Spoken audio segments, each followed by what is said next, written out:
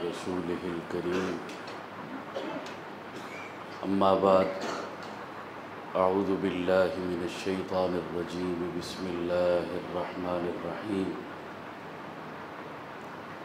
وإذا سمعوا ما أنزل إلى الرسول ترى أعينهم تفيض من الدمع صدق الله وصدق رسوله النبي الكريم۔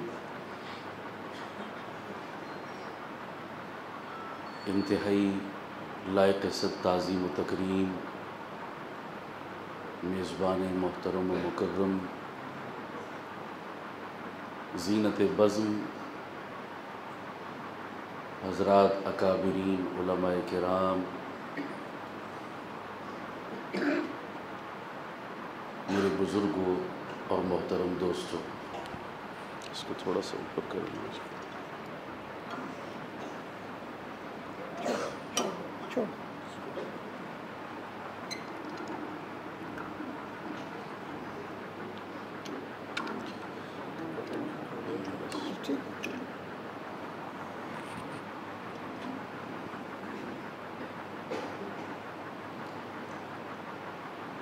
حضرت محقق اہل سنت حضرت مولانا حافظ مہر محمد صاحب رحمۃ اللہ تعالیٰ علیہ کی اس گلشن اور اس ادارے کی سالانہ تقریب میں میں اور آپ کچھ کہنے اور سننے کی غرض سے جمع ہے۔ ساؤنڈ والے بھائی ای کو بند کر دیں، ای کو بالکل ختم کریں، آواز سادہ کریں، سمجھ آئے؟ بیس کھول دیں اس کی۔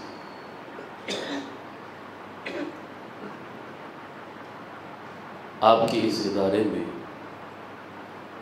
آج یہ تقریب ان خوش نصیب طلباء کے اعزاز میں منعقد کی جا رہی ہے جنہوں نے رب لم یزل کی لا ریب کتاب اپنی پسلیوں میں محفوظ کی اور آج ان اکابر کے ہاتھوں ان کی دستار بندی ہوگی۔ میں اسی مناسبت سے چند ٹوٹی پھوٹی باتیں آپ کی خدمت میں عرض کر کے اجازت چاہوں گا، لیکن آپ کی پوری توجہ میری گفتگو کی جانب رہے گی تو میرا پیغام انشاءاللہ آپ کو سمجھ میں آئے گا۔ سب کہہ دیں انشاءاللہ۔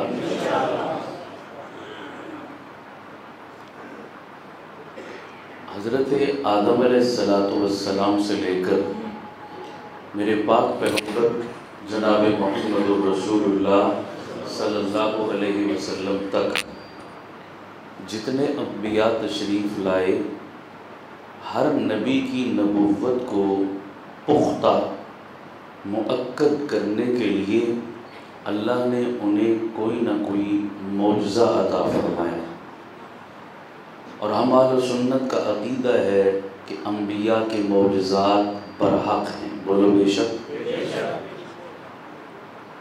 آدم سے عیسیٰ تک جو نبی تشریف لائے ان کی نبوت وقتی اور عارضی تھی، تو جو معجزہ ملا وہ بھی وقتی اور عارضی تھا۔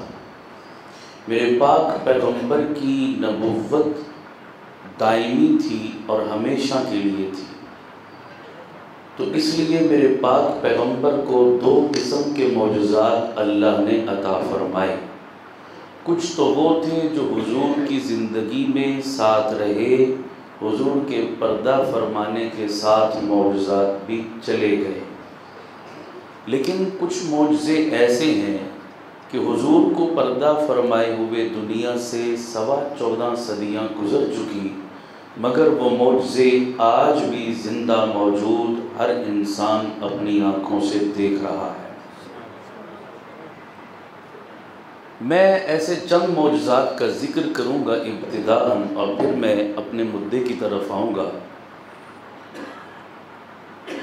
کہ وہ کون سے معجزات ہیں جسے آج بھی ہر انسان اپنی آنکھوں سے دیکھ رہا ہے۔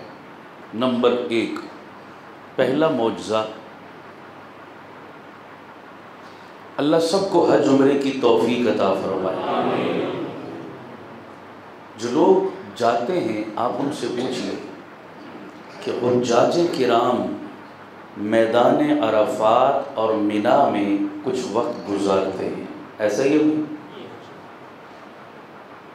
یہ جو میدان عرفات اور منا ہے، ان کا حدود اربع جتنا میرے مصطفیٰ کے دور میں تھا آج بھی اتنا ہی ہے، بلکہ اگر میں یوں کہوں کہ حضور کے دور میں شاید زیادہ تھا، آج کم ہوا، اور کمی کی وجہ کہ آج ان میدانوں میں کئی ساری تعمیرات ہو چکی ہیں، شہزادوں کے، وی آئی پی لوگوں کے مکان، رہائشیں بنا دی گئی، تو اتنی رہائشیں بننے کے بعد ان کا حدود اربع کیا ہو گیا؟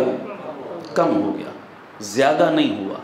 لیکن عجیب بات ہے، سیرت نگاروں نے لکھا کہ میرے پاک پیغمبر کے دور میں حجاج کی تعداد تقریباً 1.5 لاکھ تک پہنچی حضور کے دور میں، اور اب کرونا سے پہلے تک اگر آپ شمار کریں تو کرونا سے پہلے حاجیوں کی تعداد یہاں پر 40 لاکھ تک بھی پہنچی۔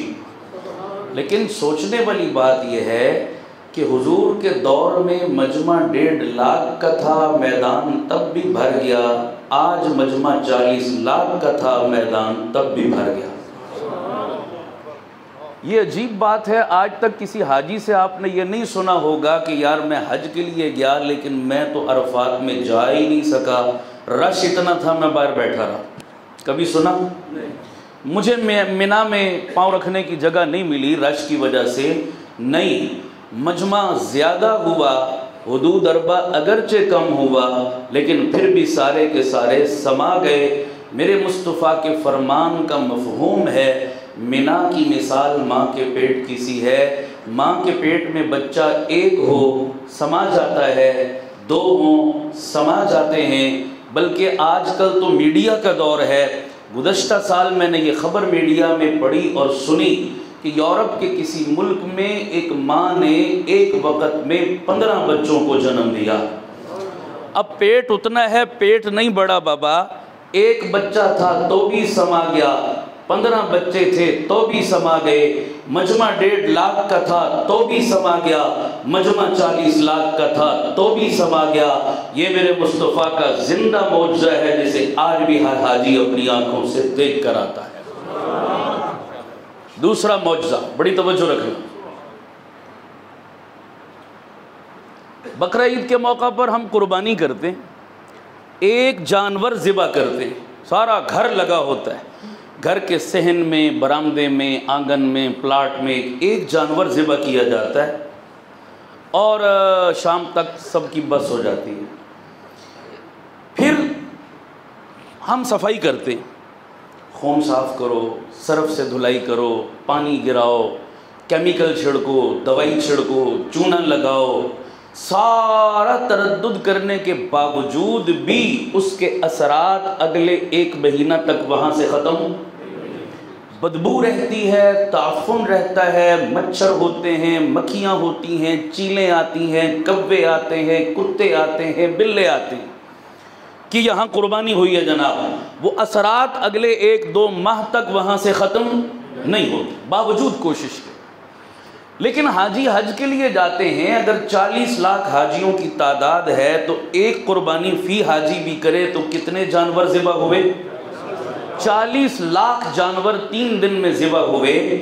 مانا کہ مشینیں ہیں، مانا کہ انتظام ہے، لیکن اگر مادی اعتبار سے دیکھا جائے تو جتنے جانور ہیں اتنا انتظام ناکافی ہے۔ لیکن اس کے باوجود مجھے بتاؤ، جو لوگ گئے ہو، 40 لاکھ جانور 3 دن میں ذبح ہوئے، خدا کی قسم تمہیں مکھی نہیں ملے گی، مچھر نہیں ملے گا، چیل نہیں ملے گی، کوا نہیں ملے گا، بدبو نہیں ملے گی، تعفن نہیں ملے گا۔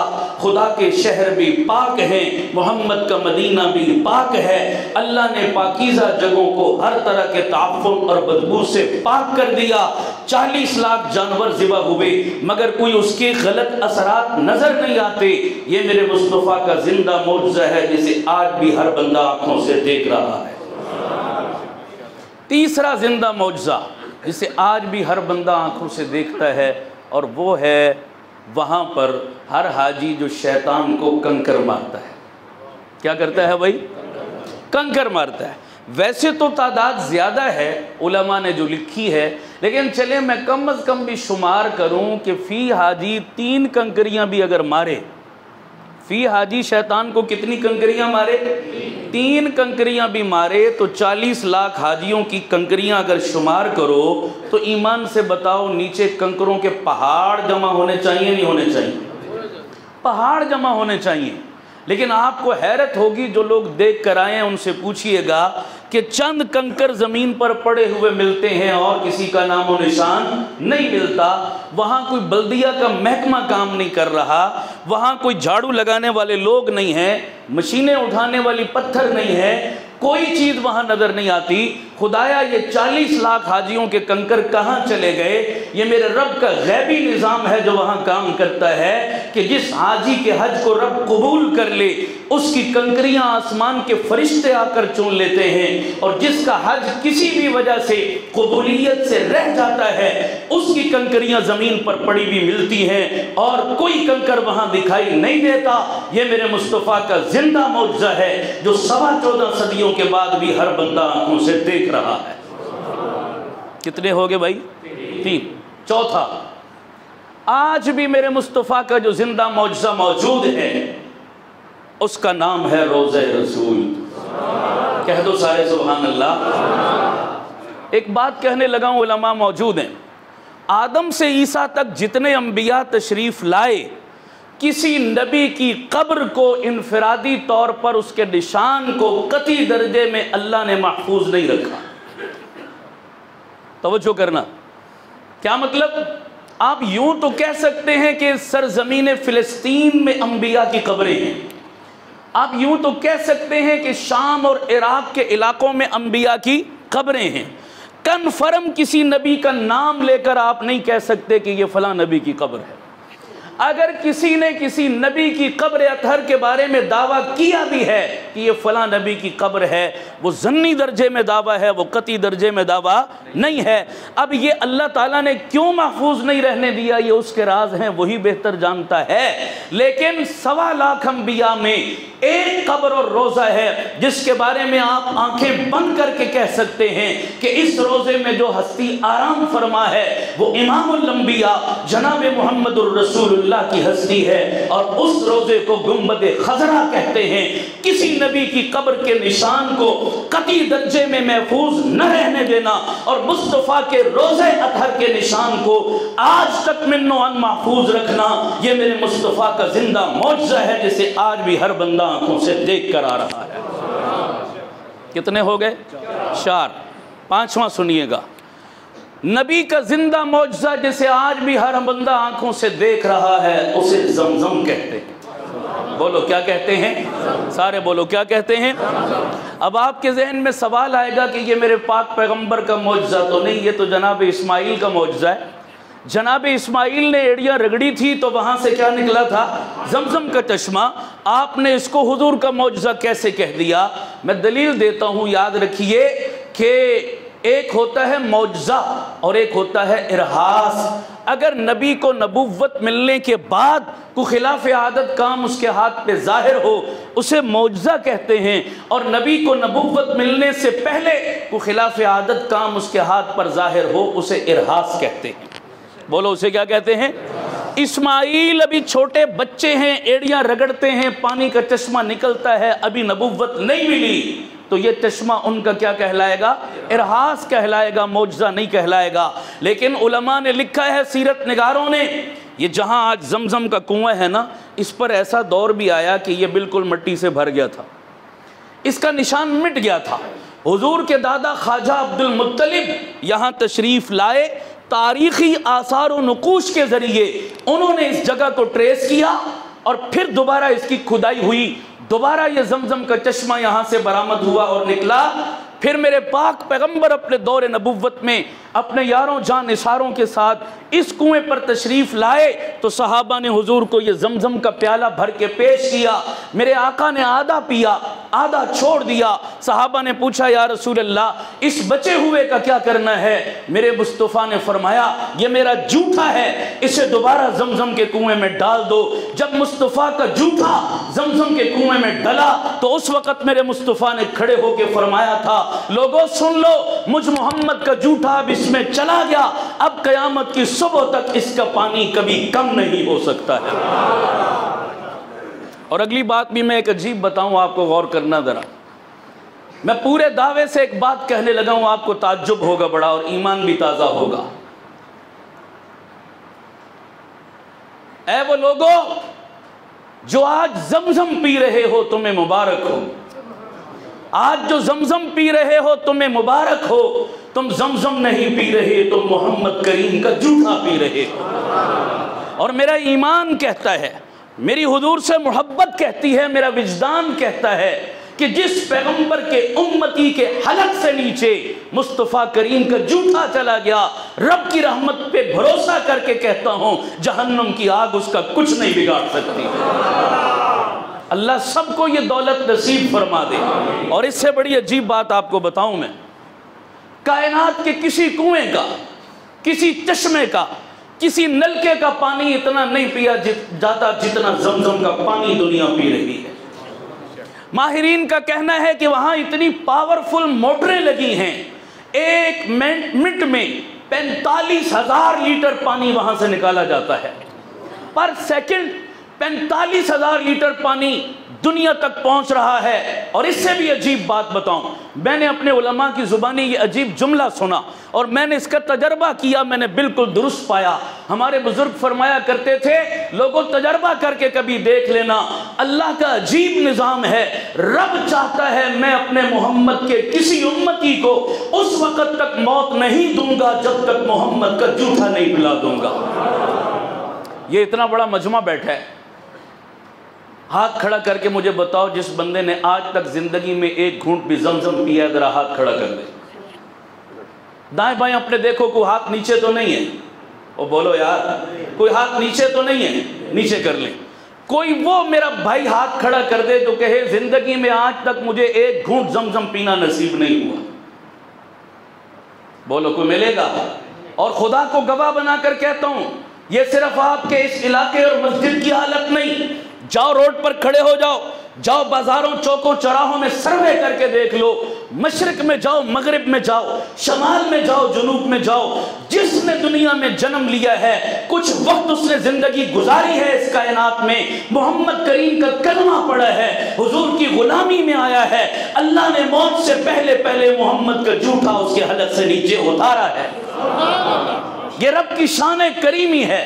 تو میں کہہ رہا ہوں بھائیو, یہ اتنا بڑا میرے مصطفیٰ کا معجزہ ہے کہ آج بھی ہر بندہ اس کو اپنی آنکھوں سے دیکھ رہا ہے. میں زمزم پر گفتگو شروع کروں, بات بڑی لمبی اور طویل ہو سکتی ہے, اس کے فضائل و کمالات ختم نہیں ہو سکتے. میرے پاک پیغمبر نے فرمایا زمزم ماء لما شربا, زمزم جس مقصد کے لیے پیا جائے اللہ اس مقصد میں انسان کو کامیابی عطا فرماتا ہے. آج میں حیران ہوتا ہوں یار, کوئی حج عمرے پہ چلا جائے نا, واپس آ کر اگر ہمیں زمزم کی شیشی دے دے ہم ناراض ہو جاتے ہیں. فلانے کے لیے گھڑی لائے ہو, فلانے کے لیے موبائل لائے ہو, فلانے کے لیے کپڑوں کا جوڑا لائے ہو, میرے لیے صرف زمزم بچا تھا. اور ظالموں تم نے بڑی ناقدری کی محمد کریم کے جوٹھے کی. ساری کائنات کی دولتیں ایک طرف, حضور نبی کریم کے یہ جوٹھا اس کا ایک گھونٹ ایک طرف ہے. اللہ کی قسم میرا ایمان ہے, زمزم کے چند قطرے پانی کے کولر میں ڈال دو, ایک شیشی پانی کی ٹینکی میں ڈال دو, اللہ ساری کو بابرکت بنا دیا کرتا ہے. فخر کیا کرو, تبرک سمجھ کے استعمال کیا کرو, ناز کیا کرو, شکریہ. میں نے اپنے پاکستان میں کئی لوگ ایسے دیکھے جو رہتے ساری زندگی یہاں ہیں, صبح شام خود بھی اور اپنے بچوں کو پانی پلانے کے لیے سعودی عرب سے زمزم منگواتے ہیں, اس کے علاوہ کوئی اور مشروب انہیں اچھا نہیں لگتا. ایسے قدردان بھی ہیں, اللہ ہمیں بھی اس کی قدر کرنے کی توفیق عطا فرمائے. خیر میں آگے چلتا ہوں. کتنے ہو گئے بھائی؟ سارے بولو کتنے ہو گئے؟ 5. اب توجہ کرنا، میں مدعے کی جانب آ رہا ہوں. چھٹا معجزہ جس کو آج بھی ہر بندہ اپنی آنکھوں سے دیکھ رہا ہے، 14.25 صدیاں گزرنے کے بعد اسے رب کا قرآن کہتے ہیں. بولیے کیا کہتے ہیں؟ رب کا. اونچی بولو، رب کا. اب قرآن کیسا معجزہ ہے؟ اس پر قرآن و سنت سے دلائل دیے جا سکتے، علمی دلائل دیے جا سکتے ہیں، لیکن اب اس کا وقت نہیں، میں تفصیل میں بھی نہیں جاؤں گا. ہو سکتا ہے آپ کے اوپر سے گزر جائیں. میں عام فہم مثالیں پیش کروں گا. میرا یہاں بیٹھا ہوا عام سے عام بندہ بھی یقیناً اس کا دل گواہی دے گا کہ واقعتاً قرآن آج بھی معجزہ ہے. میں عام فہم چند مثالیں پیش کرنا چاہتا ہوں. نمبر 1، اللہ کا قرآن جیتا جاگتا زندہ معجزہ ہے. پہلی مثال سنیے. اللہ قرآن میں فرماتے ہیں وَإِذَا سَمِعُوا مَا أُنزِلَ إِلَى الرَّسُولِ تَرَىٰ أَعْيُنَهُمْ تَفِيضُ مِنَ الدَّمْعِ. رب کہتا ہے کہ میرے قرآن میں تاثیر ہے. جو بندہ قرآن کو دل سے پڑھے یا سنے، ہو نہیں سکتا کہ اس کی آنکھوں میں آنسو نہ آ جائیں. بڑا غور کر رہا ہے اس بات پر. آج بھی کوئی مسلمان رب کے قرآن کو دل سے پڑھے یا سنے، ہو نہیں سکتا اس کی آنکھیں نم نہ ہو جائیں. آج بھی زندہ معجزہ ہے. کیسے؟ ہمارے ایک برادر اسلامی ملک ہے مصر. مصر کے سابق صدر گزرے ہیں، جمال عبد الناصر ان کا نام تھا. جمال عبد الناصر نے اپنا ایک عجیب واقعہ نقل کیا. وہ کہتے ہیں میرے دور صدارت میں ایک بین الاقوامی کانفرنس منعقد ہوئی جس میں تمام دنیا کے صدور کو بلایا گیا. مجھے بھی دعوت ملی، میں بھی چلا گیا. تو میرے دل میں اچانک خیال آیا، آپ جانتے ہیں کہ مصر والے قرآن پڑھنے میں اپنا ثانی نہیں رکھتے. علماء فرماتے ہیں قرآن اترا اہل عرب پر، پڑھنے کا حق ادا کیا اہل مصر نے، اور سمجھ کر پھیلانے کا حق ادا کیا ہندوستان پاکستان کے علماء نے. اب یہ تینوں جملے اپنی جگہ مستقل تقریر ہیں، میں اس تفصیل میں نہیں جانا چاہتا. اترا عرب والوں پر اور پڑھنے کا حق کس نے ادا کیا؟ مصر والوں. مصر میں آج بھی قرآن کا بڑا ذوق ہے. عام نوجوان مصر کے کالج یونیورسٹی کے داڑیاں نہیں ہیں، پینٹ شرٹ پہنتے ہیں، لیکن جہاں بھی 4 دوست اکٹھے ہوتے ہیں قرآن کی تلاوت کا مقابلہ شروع ہو جاتا ہے. آج بھی ذوق ہے. جب کالج یونیورسٹی والوں کا یہ ذوق ہے تو پھر بتائیے دینداروں کا کتنا ذوق ہوگا قرآن پڑھنے کا. اللہ میری قوم کے نوجوانوں کو یہ ذوق نصیب فرما دے، یہ قرآن کا لطف اور مزہ لینے کی ہمیں بھی توفیق عطا فرمائے. تو قاری عبد الباسط عالم اسلام کے مشہور قراء میں سے، آج بھی دنیا تلاوت سنتی ہے، ایمان تازہ ہوتا ہے. مصر کے تھے، اس وقت زندہ تھے. جمال عبد الناصر کہنے لگے، میں نے قاری صاحب کو کہا جی چلیں آپ بھی میرے ساتھ اس سفر میں. قاری صاحب بھی تیار ہو گئے. ہم پہنچے 3 روزہ کانفرنس.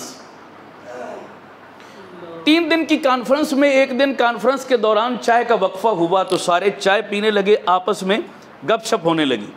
اس گپ شپ کے دوران جمال عبد الناصر کہتے ہیں میں نے کہا یار موقع بڑا اچھا ہے، اب تیر نشانے پہ لگانا چاہیے. تو میں نے سب صدور کو کہا، میں نے کہا بھئی میرے ساتھ ایک ساتھی ہیں میرے، یہ آپ کو کچھ سنانا چاہتے ہیں، آپ بڑے غور سے سنیے گا، مزہ نہ آیا تو پیسے واپس. یہ جملہ چیلنج کے لیے بولا جاتا ہے نا جناب، سمجھ آ رہی نہیں آ رہی؟ سب کو متوجہ. کہنے لگے میں نے یہ تو نہیں بولا کہ وہی قرآن سنائیں گے تمہیں. میں نے کہا یہ کافر ہیں، یہ کیا جانے قرآن کیا ہے.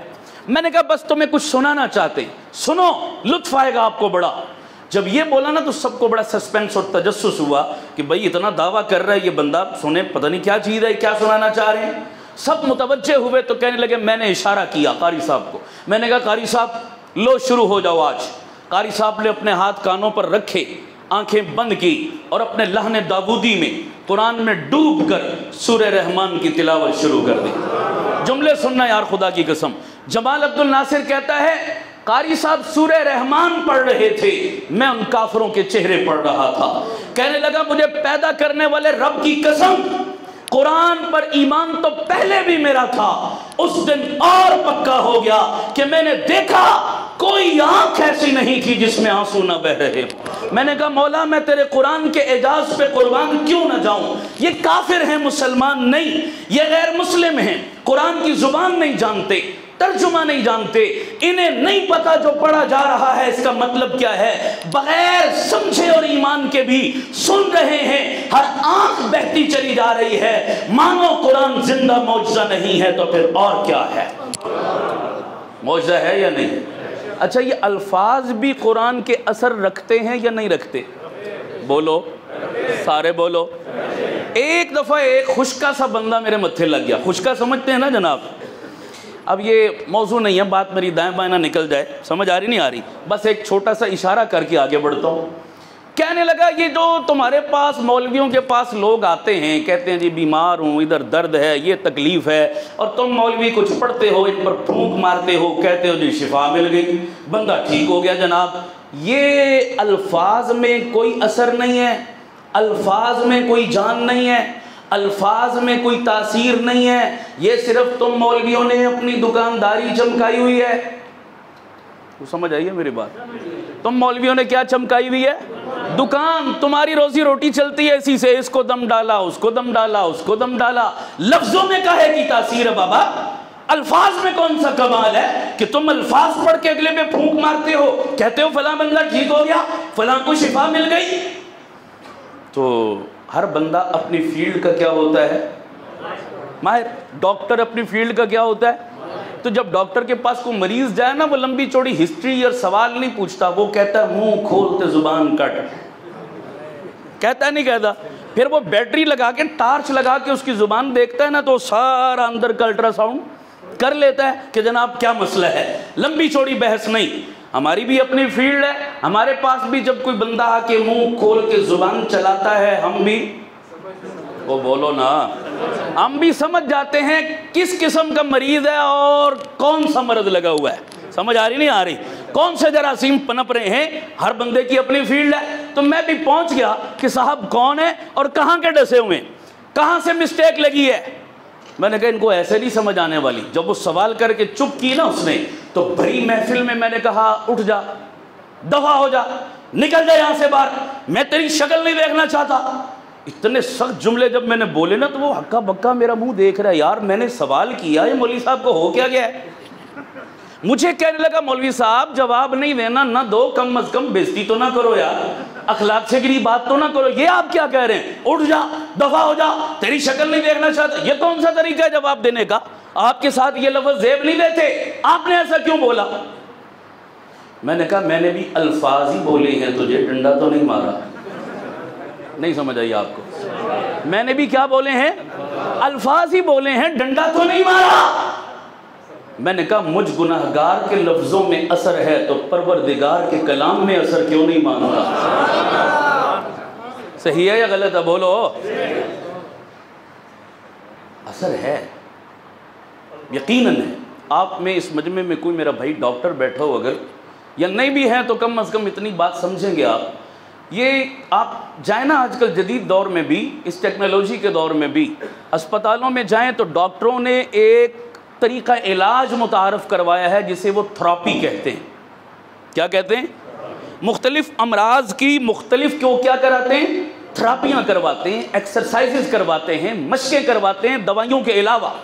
ایک تو ہے نا دوائی کے ساتھ علاج، وہ تو ہے، اس کے ساتھ وہ کیا کرواتے ہیں؟ مختلف قسم کی تھراپیاں کرواتے ہیں تاکہ اس سے بھی مریض کو کیا ہو؟ افاقہ ہو جائے۔ تمام امراض میں یہ دل کا مرض جو ہوتا ہے نا، یہ بڑا ذرا سیریس ہوتا ہے۔ سمجھ آ رہی نہیں آ رہی؟ تو ڈاکٹروں نے کہا یار کئی دفعہ ہمارے پاس مریض آئے، ہم نے دوائی دی دل کی مگر معاملہ کنٹرول نہیں ہوا، خطرناک بات ہوتی ہے۔ تو کسی نے مشورہ دیا ڈاکٹر کو، کہا جناب آپ ایسا کریں، گورے انگریز کی گولی میں اگر اثر ہو سکتا ہے تو کائنات کے خالق کی بات میں، کلام میں اثر کیوں نہیں ہو سکتا؟ تم گورے انگریز کی گولی پر اعتماد کر کے مریض کو دیتے ہو، شفا ملے گی، رب کے کلام پر بھی تو تجربہ کر کے دیکھو، انشاءاللہ اس سے پہلے شفا ملے گی۔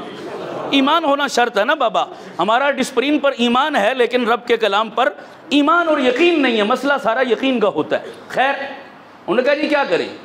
کہا اگر گورے انگریز کی گولی دل کے ظاہر پر اثر کر کے شفا دیتی ہے تو رب کا کلام بھی اس دل کی دنیا بدلنے میں اپنا اثر اور اپنا ثانی نہیں رکھتا جناب، یہ بھی اثر کرے گا اس دل پر، دل کی دنیا بدلے گی۔ تو انہوں نے کیا کیا، آئی سی یو کے اندر ایک دل کے مریض کو لٹایا، تمام ٹوٹیاں لگائی، سکرین پر مکمل اس کا دل کا اندر کا وہ سارا منظر دیکھ رہے ہیں ڈاکٹر، اور قاری عبد الباسط کی تلاوت انہوں نے آئی سی یو وارڈ کے اندر چلا دی، سورہ رحمان کی تلاوت۔ کہنے لگے خدا کی قسم ہماری حیرت کی انتہا نہ رہی، جوں جوں سورہ رحمان کی تلاوت آگے جا رہی تھی ویسے ویسے مریض کا مرض نیچے چلا آ رہا تھا۔ وہ تجربہ کامیاب ہوا۔ نعرہ تکبیر، آج تخت ختم نبوت، عصمت قرآن۔ کہنے لگے وہ تجربہ کامیاب ہوا، دوسرا کیا، تیسرا کیا، ہماری حیرت کی انتہا نہ رہی، اور آج جاؤ پورے پاکستان میں چکر لگا لو، دل کے تمام بڑے ہسپتالوں میں آئی سی یو وارڈ کے اندر سورہ رحمان بطور تھراپی کے دل کے مریضوں کو سنائی جاتی ہے اور انہیں شفا ملتی چلی جا رہی ہے۔ ہر بڑے ہسپتال میں اس کو باقاعدہ نام دیا گیا قرآنک تھراپی۔ کیا نام دیا گیا؟ Quranic therapy. اللہ ہمیں بھی اس قرآن سے شفا یاب ہونے کی توفیق عطا فرمائے۔ یہ بھی ظاہری بیماریوں سے بھی شفا دیتا ہے اور باطنی بیماریوں سے بھی کیا دیتا ہے؟ شفا دیتا ہے۔ بتائیے یہ زندہ معجزہ نہیں ہے تو اور کیا ہے؟ آگے چلیے ذرا، توجہ، میرا وقت کم ہے۔ پنڈی میں میرا بھی ایک چھوٹا سا مدرسہ ہے، تقریباً کوئی 500 بچے پڑھتے ہیں مدرسے میں، لیکن ایک بات بڑی قابل غور ہے، آپ کے ہاں بھی یہ ماشاءاللہ بچے پڑھتے ہیں، بعض بچے بڑے چھوٹے ہوتے ہیں، میں آپ کو ایک دعوت دے کے جا رہا ہوں، آپ تجربہ کرنا کبھی۔ میں نے کئی دفعہ مدرسے میں نوٹ کیا کہ بعض بچے بہت چھوٹے ہیں، 5 سال 6 سال 7 سال عمر، ٹوٹل اتنی عمر کے بچے، اتنے معصوم بچے، حالانکہ وہ محلے میں سے اٹھ کے آتے ہیں پڑھنے، کسی کا گھر ادھر کسی کا ادھر، اسی محلے سے اٹھ کے آتے ہیں پڑھنے۔ میں نے کئی دفعہ تجربہ کیا، میں نے کہا بیٹا ادھر آؤ، تمہیں اپنے گھر کا ایڈریس پتہ یاد ہے پورا؟ مجھے پتہ بتا سکتے ہو اپنے گھر کا پورا؟ آپ یقین کریں وہ اتنے معصوم بچے ہیں کہ اپنے گھر کا پتہ 2 لائنوں کا انہیں زبانی یاد۔ کئی دفعہ میں نے بچوں سے پوچھا، مجھے نہیں بتا سکا کوئی چھوٹا بچہ کہ میرے گھر کا مکمل ایڈریس یہ ہے۔ میں نے تجربہ کیا اور ہر دفعہ میری آنکھوں میں آنسو آئے، مولا میں تیرے قرآن کی عظمت پہ قربان کیوں نہ جاؤں، جس بچے کو اپنے گھر کے 2 لائنوں کا ایڈریس نہیں یاد، الحمد سے والناس تک تیرا پورا کلام اپنے سینے میں زبانی یاد کیے بیٹھے۔ یہ قرآن کا زندہ معجزہ نہیں ہے تو بولو اور کیا ہے؟ صحیح کہہ رہا ہوں غلط کہہ رہا ہوں؟ اونچی بولو سارے۔ نمبر 3 مثالیں سننا ذرا۔ ہمارے ایک بزرگ فرمانے لگے کہ میں ایک سکھوں کے گردوارے میں چلا گیا، سکھوں کی عبادت کا گردوارہ، تو سکھوں کا ایک بڑا عالم تھا، وہ مجھے ملا وہاں پر، وہ کہنے لگا، بڑے فخر سے کہنے لگا کہ مولوی صاحب ہمارا یہ جو گردوارہ ہے نا، اس میں روزانہ گرنتھ کی تلاوت ہوتی ہے، گرنتھ ان کی مذہبی کتاب ہے، روزانہ ہمارے گردوارے میں کیا ہوتی ہے جی؟ گرنتھ پڑھی جاتی ہے یہاں۔ بڑا فخر کر رہا تھا وہ۔ میں نے کہا بابو جی، گرو جی، آپ کے اسی گردوارے میں پڑھی جاتی ہے، اس شہر کے تمام گردواروں میں پڑھی جاتی ہے؟ کہنے لگا جی تمام کا تو مجھے نہیں پتا، اس میں پڑھی جاتی ہے، اور بڑا فخر کر رہا۔ تو میں دل میں ہنس پڑا، میں نے کہا اس بے وقوف کو کیا پتا قرآن کے عاشقوں کا۔ کوئی اکا دکا بندہ اس گردوارے میں آ کے گرنتھ پڑھ دیتا ہے تو اس کے پاؤں زمین پر نہیں لگ رہے، بڑا فخر کر کے بتا رہا ہے۔ میں نے کہا آؤ میں تمہیں بتاؤں قرآن کے عاشقوں کا حال، قرآن کی تلاوت کیسے ہوتی ہے۔ توجہ، یہاں یہ ہمارے بزرگ تشریف فرما ہیں علماء کرام، یہ میری بات کی تصدیق فرمائیں گے کہ حضرت جی ایک بچہ حافظ قرآن 20 منٹ میں ایک پارہ پڑھ لیتا ہے۔ کیوں جی؟ 20 منٹ میں حافظ قرآن بچہ ایک پارہ آرام سے پڑھ لیتا ہے، تو گھنٹے میں کتنا پڑھ لیا؟ گھنٹے میں کتنے پارے پڑھ لیے؟ 3 پارے، ٹھیک ہے۔ اور آپ یہ بھی جانتے ہیں، کبھی مدرسے میں آئے آپ دیکھیں، یہ جو حفظ میں بچے پڑھتے ہیں نا، ان کی پڑھائی کا شیڈول بڑا ٹائٹ ہوتا ہے۔ فجر کے بعد سے یہ شروع ہوتے ہیں اور عشاء تک مسلسل، بلکہ عشاء کے بعد تک بھی۔ اگر میں اوسطاً بھی ان کی ٹائم ایوریج نکالوں تو میرے خیال میں نمازوں کے اور کھانے کے اور آرام کے وقفے نکال کر بھی روزانہ ان کی پڑھائی کا دورانیہ 10 گھنٹے بنتا ہے۔ کیوں جی؟ کتنے گھنٹے بنتا ہے؟ تو اگر 1 گھنٹے میں 3 پارے پڑھے تو 10 گھنٹے میں کتنا پڑھا؟ بولو نا، کتنا پڑھا؟ 30 پارے. اور یہاں اس مدرسے میں کتنے بچے پڑھ رہے ہیں جی حفظ میں؟ 35 بچے. چلو 35 شمار کر لیں. 35 بچے آپ کی اس بستی کے مدرسے میں پڑھ رہے ہیں تو روز کتنے قرآن پڑھے؟ سارے نہیں بول رہے, اونچی بولو. ایک مدرسے میں 35. اس پورے اپنے روٹ کے شمار کرو مدرسے, اس پورے ضلع کے شمار کرو مدرسے, پورے صوبے کے شمار کرو مدرسے, پورے ملک کے شمار کرو مدرسے, جہاں ایک ایک مدرسے میں کئی ہزار طالب علم پڑھتے ہیں. اگر ایک چھوٹے سے مدرسے میں صبح سے شام تک مجموعی طور پر 35 قرآن ختم ہوتے ہیں, خدا کی قسم تم کیلکولیٹر لے کر بیٹھ جاؤ, صرف پاکستان میں روزانہ خدا کے قرآن کی کتنی تلاوت ہوتی ہے, تمہارا کیلکولیٹر فیل ہو جائے گا. تم قرآن کی تلاوت کو شمار نہیں کر سکتے. روئے زمین پر قرآن کے علاوہ کوئی کتاب اتنی نہیں پڑھی جاتی جتنا رب کا قرآن پڑھا جاتا ہے. یہ رب کے قرآن کا زندہ معجزہ نہیں ہے تو اور کیا ہے پھر؟ صحیح ہے یا غلط ہے؟ اب میں اس پر بھی باتیں شروع کروں تو بہت لمبی بات ہو سکتی ہے کہ قرآن کی تلاوت کیسے اور کہاں پر ہو رہی ہے. میں چھوٹے اشارے کر رہا ہوں. آگے چلیے. ایک اور عجیب بات میں آپ کو بتاؤں. یہ موجودہ مہنگائی کی جو لہر آئی ہے, اس نے سب کی بس کرا دی نہیں کرا دی؟ اور بولو اچھے ہاتھ کھڑے کر کے خدا کی قسم. بڑے کاروباری لوگ, ان کی عام لوگوں کو تو چھوڑ دیں آپ, کاروباری لوگ کروڑ پتی بندے, فیکٹریوں ملوں کے مالک فیکٹریاں بند کر کے پاکستان چھوڑ کر چلے گئے. صحیح کہہ رہا ہوں غلط کہہ رہا ہوں؟ سارے بولو. اس عرصے میں کرونا سے لے کر ابھی تک جو چل رہا ہے سلسلہ ہمارا, پچھلے یہ 4-5 سال آپ سب کو مجموعی طور پر دیکھیں, اس عرصے میں فیکٹریاں بند ہوئی, ملیں بند ہوئی, کارخانے بند ہوئے, لوگوں نے بے روزگاری سے تنگ آ کر خودکشیاں کی, بچوں کو مار دیا, نہروں میں پھینک دیا, پاکستان چھوڑ کر ملک سے باہر چلے گئے. کہنے لگے پاکستان میں گزارا نہیں. لاکھوں کروڑوں پتی بندے رو رہے ہیں, کہتے ہیں لاکھوں کماتے ہیں, گزارا پھر بھی نہیں ہوتا, اتنی مہنگائی ہے. صحیح کہہ رہا ہوں غلط کہہ رہا ہوں؟ ہر بندہ رو رہا ہے. تو ایمان سے بتاؤ, اس مہنگائی میں جہاں ملوں والے ہائے کر رہے ہیں تو مدرسے والوں کا کیا حال ہونا چاہیے؟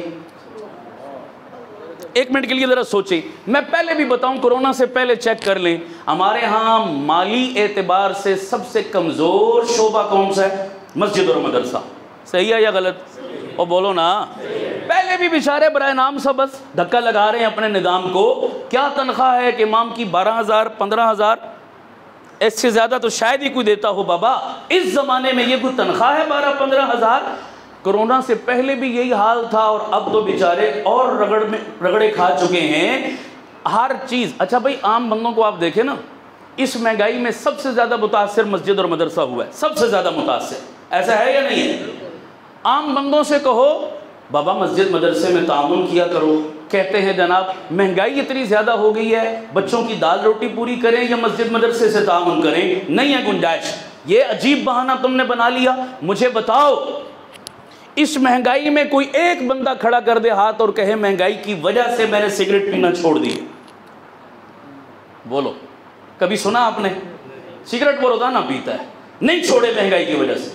سگریٹ والا سگریٹ پیتا ہے, نسوار والا نسوار کھاتا ہے, پان والا پان کھاتا ہے, اور نیٹ والا نیٹ چلا رہا ہے, کیبل والا کیبل دیکھ رہا ہے. عیاشیاں بدماشیاں ساری عروج پر ہیں. شادیوں میں کنجر میراثی اسی طرح ناچ رہے ہیں, نوٹوں کی دتیاں ان پر اسی طرح پھینکی جا رہی ہیں. کوئی ایک کام مجھے بتاؤ جو مہنگائی کی وجہ سے تم نے چھوڑا ہو. ساری عیاشیاں بدماشیاں مہنگائی کے باوجود چل رہی ہیں. اگر روکا تو ہم نے خدا کے گھر میں وہ 10-20 جو پہلے دیتے تھے وہ دینا چھوڑ دیے ہم نے. ایسا ہے یا نہیں ہے؟ گویا مدرسے اس عرصے میں اور زیادہ تنگ دستی کا شکار ہوئے. تو پھر عقل کیا کہتی ہے کہ ان حالات میں سب سے پہلے کس کو بند ہونا چاہیے تھا؟ بولو نا یار ایمان سے, اونچی بولو. سب سے پہلے مدرسوں کو تالے لگتے, سب سے پہلے مولوی صاحب خودکشی کرتے, سب سے پہلے پاکستان چھوڑنے کی نوبت آتی تو مولوی بوریے بسترے اٹھا کے پاکستان سے ہجرت کرتے کہ سب سے زیادہ تو ان غریبوں کی زندگی تنگ ہوئی ہے جناب, سب سے زیادہ متاثر تو یہ ہوئے ہیں. لیکن میں کھلی دعوت دیتا ہوں, جاؤ, مارکیٹیں بند ہوئی ہیں, دکانیں بند ہوئی ہیں, فیکٹریاں بند ہوئی ہیں, ملنے بند ہوئی ہیں، بڑے بڑے سرمایہ داروں نے پاکستان چھوڑا ہے۔ چیلنج کرتا ہوں کراچی سے لے کر پشاور تک پھر کے دیکھ لو، ایک مدرسہ مہنگائی کی وجہ سے بند ہوا ہو، میرا گریبان پکڑ لینا آ کر۔ کسی مولوی نے اپنی ڈیوٹی دینے سے انکار کیا ہو کہ جناب میری تنخواہ بڑھاؤ ورنہ اگلا جمعہ نہیں پڑھاؤں گا۔ تمہارے ہر سال بجٹ پیش ہوتا نہیں ہوتا، ہر سال کے بجٹ میں تمہاری تنخواہیں بڑھتی ہیں، تمہارے الاؤنسز بڑھتے ہیں، تمہارے ٹی اے ڈی اے بڑھتے ہیں، حالانکہ تم پہلے بھی ہزاروں لاکھوں تنخواہیں لیتے ہو، اس کے باوجود مطالبہ کرتے ہو جی مہنگائی ہوگی ہے اضافہ کرو۔ ایک سال اضافہ نہ ہو تم دفتر بند کرتے ہو، تم کالج اسکول بند کرتے ہو، تم قلم چھوڑ ہڑتال کرتے ہو، تم تالے لگاتے ہو اداروں کو، تم سڑکوں پہ آ کے زندہ باد مرد آباد کے نعرے لگاتے ہو۔ چیلنج کرتا ہوں بتاؤ، یہ سفید داڑھیوں والے بزرگ بھی بیٹھے ہیں، کبھی زندگی میں تم نے سنا ہو پاکستان کے کسی مولوی مدرسے والے نے مہنگائی کی وجہ سے تنگ آ کر مدرسہ بند کیا ہو، محلے کے نمازیوں کے سامنے جا کر احتجاج کیا ہو کہ میں بھی انسان ہوں، میرے بھی بیوی بچے ہیں، میرے ساتھ بھی پیٹ لگا ہوا ہے، 10-12 ہزار کون سی تنخواہ ہوتی ہے، تنخواہ بڑھاؤ ورنہ ہم مسجدوں میں نماز نہیں پڑھائیں گے، تمہارے جنازے نکاح نہیں پڑھائیں گے؟ کبھی تم نے سنا؟ نہیں سنا۔ لاکھوں کمانے والے بھی مہنگائی میں رو رہے ہیں، چند ہزار روپے لے کر مولوی اپنا کام پہلے سے زیادہ قوت اور شدت کے ساتھ کرتا چلا جا رہا ہے، مدرسے بند ہونے کے بجائے پھیلتے چلے جا رہے ہیں۔ 5 سال پہلے مدرسوں کی تعداد کم تھی، اب وہ تعداد کئی گنا آگے بڑھ چکی ہے، بند نہیں ہوئے۔ اتنے مشکل حالات میں مولوی اور مدرسے کا ڈٹ کر حالات کا مقابلہ کرنا یہ رب کے قرآن کا زندہ معجزہ نہیں ہے تو اور کیا ہے پھر؟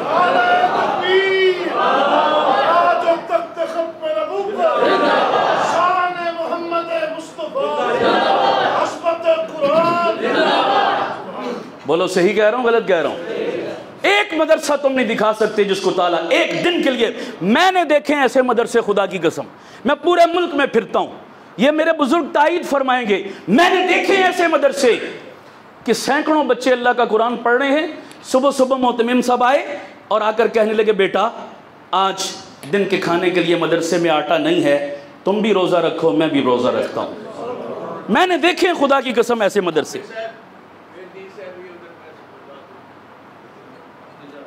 جزاک اللہ، توجہ چاہوں گا، بس میرا وقت ختم ہو رہا ہے۔ ہاں زندہ باد زندہ باد، دیکھو بزرگوں نے رستہ دکھایا، میں آ رہا ہوں اسی طرف، توجہ رکھنا میری بات۔ میں نے دیکھے ایسے مدرسے، میں خدا کے گھر میں کھڑا ہوں، ابھی چند دن پہلے یہاں اسلام آباد ترنول کا علاقہ ہے ہمارے قریب، وہاں ایک مدرسے کے اسی طرح سالانہ پروگرام تھا، تو میں اس میں شریک ہوا۔ جو مدرسے کے معتمم صاحب مدرسے کا تعارف کروانے لگے اور ضروریات بتانے لگے، تو کئی سارے بچے حافظ بنے اس مدرسے میں جن کی دستار بندی ہوئی، اور انہی بچوں کے استاد قاری صاحب بھی وہاں بیٹھے ہوئے تھے۔ تو معتمم صاحب کہنے لگے جی ان قاری صاحب کو جنہوں نے آپ کے بچوں کی جیب میں جنت کے 10 ویزے ڈال دیے ہیں، حافظ قرآن بنایا، ان قاری صاحب کو ہم ٹوٹل 14,000 تنخواہ دیتے ہیں، جس میں سے 10,000 یہ مہینے کا کرایہ دے دیتے ہیں مکان کا۔ اس مہنگائی کے زمانے میں یہ قرآن پڑھانے والا قاری 4,000 میں اپنا اور اپنے بچوں کا گھر چلا رہا ہے۔ خدا کی قسم میری آنکھوں میں آنسو آ گئے، میں رو پڑا، یا اللہ کالجوں یونیورسٹیوں میں بیٹھے ہوئے اے ایپل بی بیبی سی کیٹ ڈی ڈاگ پڑھانے والے، الف انار بے بکری تے تختی تے ٹوپی پڑھانے والے، لاڈ میں کالے کا بےہودہ فرسودہ نظام تعلیم پڑھانے والے تو لاکھوں نے، اور الف اللہ بے بسم اللہ پڑھانے والے، ہمارے بچوں کے سینوں میں قرآن و سنت کا نور ڈالنے والے، ان کی انگلیاں پکڑ کر انہیں جنت کا رستہ دکھانے والے 10,000 اور 12,000 میں گزارا کریں، خدایا ہمارے ملک کے حالات کیسے ٹھیک ہوں گے پھر، جب ہمیں احساس تک نہیں ہے، بالکل پرواہ تک نہیں ہے۔ عجیب بات کرتے ہو تم، اللہ میری قوم کو احساس کرنے کی توفیق عطا فرمائے۔ آخری دن ہوتا ہے نا جب بچہ حافظ قرآن بن کر نکلتا ہے، پورا سال شکل نہیں دکھاتے ماں باپ، آخری دن پھر ایک عمومی بات کر رہا ہوں، آ جاتے ہیں اور پورے علاقے کی سب سے سستی دکان کے شکر پارے لے کر، مجھے نہیں پتا آپ کے ہاں کیا رواج ہے، لیکن عموماً میں نے دیکھا ہے پورے علاقے کی سب سے سستی دکان کی وہ مٹھائی پرانی سی اٹھا کر ڈبہ لے کر مولوی صاحب پہ، قاری صاحب پہ، استاد پہ احسان چڑھاتے ہیں، اے لو جی مبارک ہوئے جناب۔ یارو یہ تم نے قدر کی ہے اللہ کے قرآن کی؟ خدا کی قسم یہ استاد مطالبہ نہیں کرتا کہ میں قرآن اس لیے پڑھا رہا ہوں کہ تم مجھے ہدیے دو گے، تم تحفے دو گے۔ استاد کے دل میں قطعاً یہ سوال نہیں ہے، یہ لالچ نہیں ہے۔ لیکن اگر استاد مطالبہ نہیں کرتا، مدرسہ مطالبہ نہیں کرتا، تو کیا خیال ہے ہمیں بھی حیا نہیں کرنی چاہیے؟ میں آخری بات کہہ کے ختم کر رہا ہوں بات۔ ہمارے ملک کا ایک نامی گرامی بندہ، کروڑوں اربوں پتی، منی چیجر ہے، کاروبار کرتا ہے، رہتا اسلام آباد میں ہے، آبائی علاقہ اس کا چکوال ہے۔ ابھی گزشتہ سال کی بات، میرے پاس آیا، مجھے کہنے لگا مولانا میرا بیٹا حافظ قرآن بنا ہے، میں بڑا خوش ہوں، میں اس موقع پر اپنے پورے علاقے کے لوگوں کی برادری کی بہت بڑی دعوت کرنا چاہتا ہوں، میں چاہتا ہوں اس موقع پر آپ بیان کریں آ کر۔ میں نے کہا جی بہت اچھا، میں ضرور آؤں گا۔ میں جب اس کے ہاں پہنچا، واقعتاً ہزاروں کی تعداد میں لوگ شریک تھے۔ جب میں بیان کر کے فارغ ہوا نا، تو بڑا غور کرنا، وہ بندہ مائک لے کر کھڑا ہوا، کہنے لگا بھائی آپ سب کا شکریہ، میں آپ سے ایک چھوٹی سی بات کرنا چاہتا ہوں کہ میرے 3 بیٹے ہیں، 2 بیٹے میرے اب نارمل ہیں، ذہنی طور پر ٹھیک نہیں، ایک میرا کل بچہ تھا، پہلے میں نے اس کو انگلش میڈیم میں پڑھایا، کالج کیمبرج آکسفورڈ میں او لیول میرا بچہ اتنے پائے کی تعلیم حاصل کر رہا تھا، لیکن اکلوتا تھا، لاڈلا تھا، پیسے بھی بہت تھے، نتیجہ یہ نکلا کہ میرا بچہ پٹڑی سے اتر گیا، غلط سوسائٹی کا شکار۔ میں راتوں کو اٹھ کر روتا، ٹکرے مارتا دیواروں سے، یا اللہ 2 پہلے پاگل ہیں، ایک جو بچہ تھا وہ بھی ہاتھ سے نکل گیا، میرا کروڑوں اربوں کا بزنس ہے، کون سنبھالے گا، میرے پیچھے پلے کچھ نہیں، میں پریشان۔ کسی بندے نے مجھے مشورہ دیا، دوست نے، اگر اپنے بچے کو بچانا چاہتا ہے تو اسے اس ادارے سے اٹھا کسی مدرسے میں داخل کروا دے۔ اپنے بچے کو اگر بچانا چاہتا ہے، بس مجھے اس کی بات کوئی دل کو لگ گئی، میں نے او لیول کے دوران ہی اسے اٹھایا، بچے کو اسلام آباد کے ایک مدرسے میں میں نے قرآن مجید کے لیے داخل کروا دیا۔ اس بچے کے استاد بھی وہیں بیٹھے ہوئے تھے نا، قاری صاحب بھی، کہنے لگا یہ میرے بچے کے استاد بیٹھے ہیں یہاں پر، ان قاری صاحب کا میں جتنا شکریہ ادا کروں کم ہے، خدا کی قسم میرا بچہ 1-1.5 سال میں انہوں نے ڈنگر سے انسان بنا دیا۔ پھر اتنا فرما بردار، اتنا نیک، اتنا نمازی کہ میں سوچ نہیں سکتا تھا، میرا دل بڑا ہو گیا، میرا خون بڑھ گیا، یا اللہ پھر سے میرا بچہ انسان بن گیا۔ کہنے لگا قاری صاحب میں ساری زندگی آپ کے جوتے دھو کر پیتا رہوں، میں آپ کے احسان کا بدلہ نہیں چکا سکتا۔ پھر آپ یقین کریں، اس بندے نے قاری صاحب کو کھڑا کیا، سینے سے لگایا، 5 منٹ تک ان کا ماتھا چومتا رہا اور روتا رہا، ماتھا چومتا رہا اور روتا رہا۔ قاری صاحب آپ میری نسلوں کے محسن ہو، آپ نے میرے بچے کو اللہ رسول سے ملوا دیا، اس کے سینے میں رب کا قرآن ڈال دیا، میں نہیں آپ کا احسان چکا سکتا۔ 5 منٹ سارا مجمع رونے لگا جناب، ایک عجیب منظر بن گیا وہاں پر۔ پھر کہنے لگا قاری صاحب آپ نے میرے بچے کو جو قرآن کی دولت دی ہے نا، میں ساری اپنی دولت بھی آپ کے نام کر دوں پھر بھی احسان نہیں چکا سکتا، بس ایک چھوٹا سا ہدیہ پیش کرنا چاہتا ہوں، اللہ کے لیے قبول کر لینا، ٹھکرا نہ دینا۔ پھر اسٹیج پہ کھڑے کھڑے اس نے قاری صاحب کو 35 لاکھ روپے کی 0 میٹر گاڑی کی چابی پیش کر دی، کہتا ہے یہ بھی آپ کا احسان ہے قاری صاحب، قبول کر لو ورنہ میں بہت جو ہے وہ پریشان ہو جاؤں گا۔